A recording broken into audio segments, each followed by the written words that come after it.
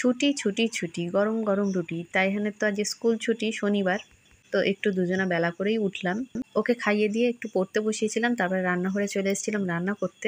ও বলছিল মা লেবু খাবো, সেজন্য ওকে লেবু কেটে দিলাম। আর এদিকে দেখো আমি পটল ভাজা করছি, আর একদিকে দেখো আমার ডাল হয়ে গিয়েছে।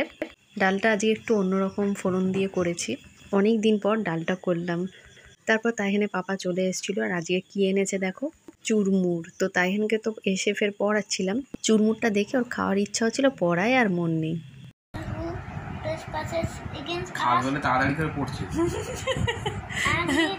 তারপরে আমরা স্নান করে খেতে বসলাম। দেখো আজকের মেনু পটল ভাজা, ডাল, তেলাপিয়া মাছ ভাজা ছিল, ওটা পেঁয়াজ লঙ্কা তেল দিয়ে মেখেছিলাম। আর এদিকে মাছ আলুর ঝোল, বিচনদের গাছের মিষ্টি কাঁঠাল আর আম। তো এটাই খাওয়া দাওয়া হলো। আর এদিকে দেখো তাইহান আমার পুরনো ইউএসজি রিপোর্ট দেখে কি গবেষণা করছে কে জানে।